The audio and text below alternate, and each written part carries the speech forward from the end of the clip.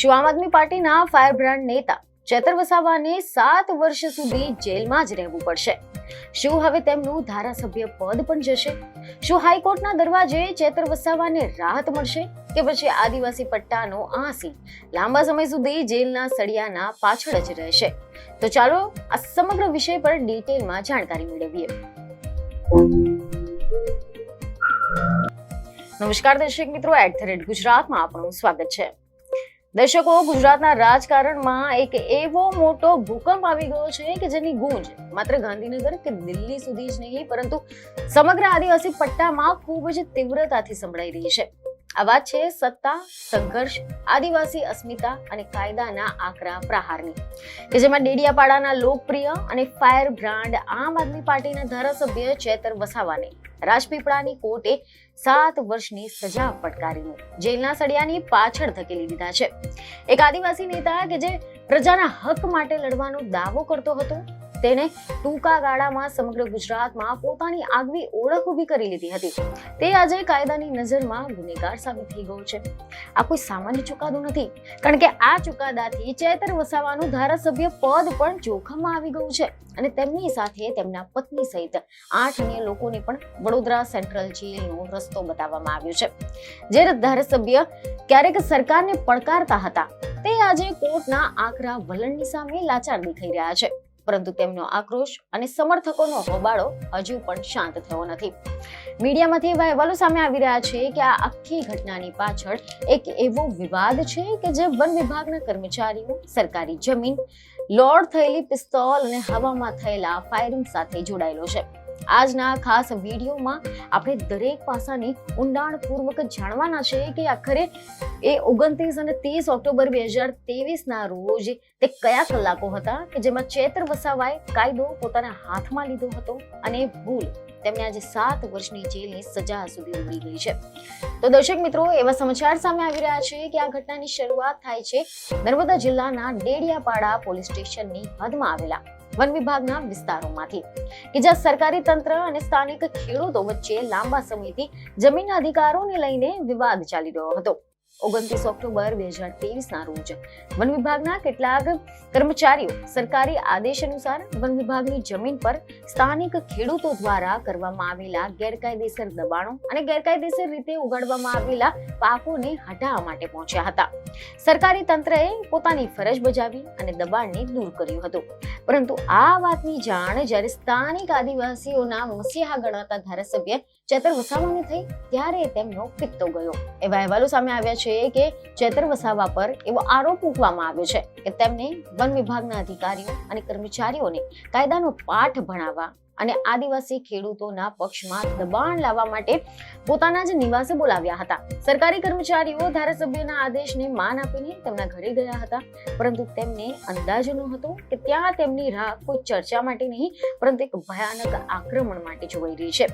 એવી ખબરો સામે આવી રહી છે કે એવા આક્ષેપ કરવામાં આવ્યા છે કે ચેતર વસાવાના ઘરે પહોંચતા જ વનકર્મીઓ પર ધારાસભ્ય, તેમના પત્ની શકુંતલાબેન અને તેમના અન્ય અંગત માણસો તૂટી પડ્યા હતા.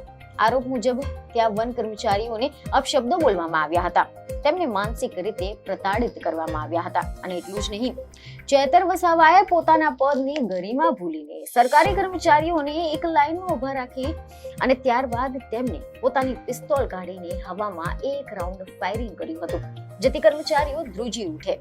આ દરમિયાન વન કર્મચારીઓના ગાલ પર લાફા મારવાનો પણ ગંભીર આરોપ લગાવવામાં આવ્યો છે અને ગંભીર પરિણામો ભોગવવાની પણ ધમકી આપવામાં આવી હતી.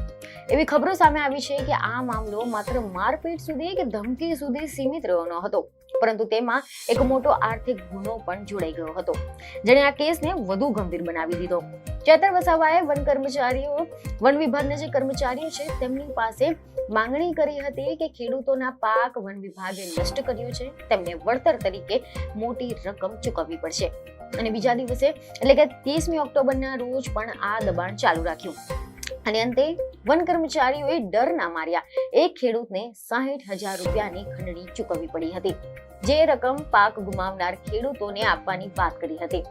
આ ઘટના બાદ વન વિભાગના ઉચ્ચ અધિકારીઓ હરકતમાં આવી ગયા અને આ ફરિયાદ નોંધાતાની સાથે જ ગુજરાતના રાજકારણમાં ગરમાવો આવી ગયો અને ચેતર વસાવા ભૂગર્ભમાં જતા રહ્યા.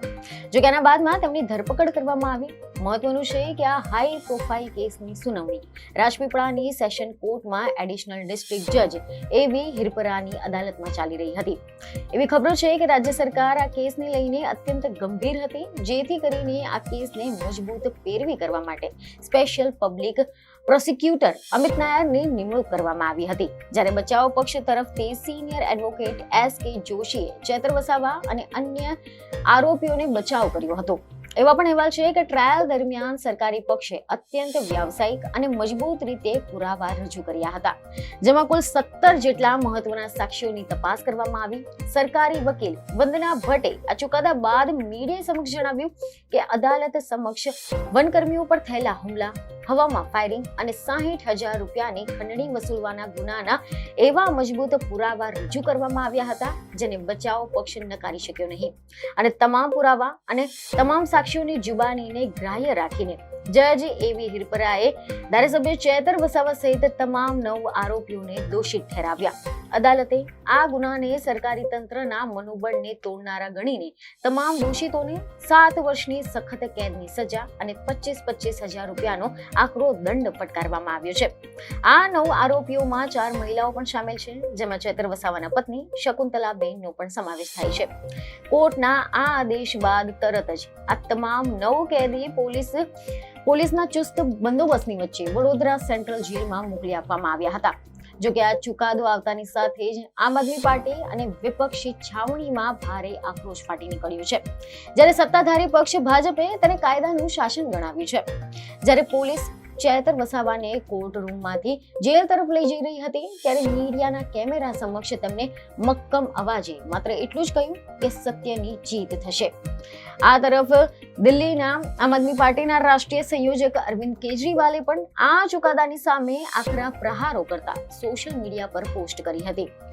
આ પોસ્ટમાં તેમણે જણાવ્યું કે ચેતર વસાવા એ આદિવાસી સમાજનો એક મજબૂત અવાજ છે, જેમને હંમેશા ગરીબો અને વનવાસીઓના હક માટે લડત આપી છે. કેજરીવાલે આક્ષેપ કર્યો છે કે ભાજપ અને તેમની કેન્દ્રીય એજન્સીઓ ચેતર વસાવાને રાજકીય રીતે રોકી શકી નથી, જેથી કરીને તેમની લોકપ્રિયતાથી ડરીને આ આખો ખોટો કેસ ઉભો કરવામાં આવ્યો છે.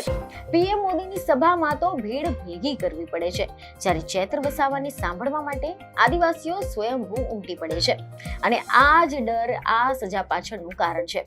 આ સિવાય ગુજરાત આમ આદમી પાર્ટીના પ્રદેશ પ્રમુખ ઈસુદાન ગઢવીએ પણ આકરા શબ્દોમાં ભાજપ સરકારની આલોચના કરતા કહ્યું કે ભાજપે ધારાસભ્ય પદ છીનવી લેવા માટે આ આખું ષડયંત્ર રચ્યું છે, પરંતુ આદિવાસી સમાજ આ અન્યાયને ક્યારેય ભૂલશે નહીં.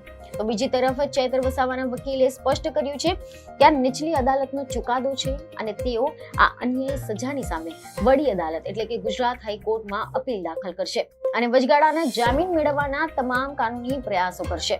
કાયદાકીય નિષ્ણાતોના મતે જો હાઈકોર્ટ આ સજા પર સ્ટે નહીં આપે તો પછી લોક પ્રતિનિધિત્વ અધિનિયમ મુજબ ચેતર વસાવાનું ધારાસભ્ય પદ પણ રદ થઈ શકે છે, જે આમ આદમી પાર્ટી ગુજરાતમાં બહુ મોટો ફટકો સાબિત થશે. ત્યારે હવે જોવાનું રહેશે કે હાઈકોર્ટના દરવાજે ચેતર વસાવાને રાહત મળે છે કે પછી આદિવાસી પટ્ટાનો આંસી લાંબા સમય સુધી જેલના સળિયાના પાછળ જ રહેશે. તો હવે આ અંગે તમારું શું માનવું છે તેમને કમેન્ટમાં જરૂરથી જણાવો. બીજી ખબરો સાથે ફરી મળીશું. ધન્યવાદ.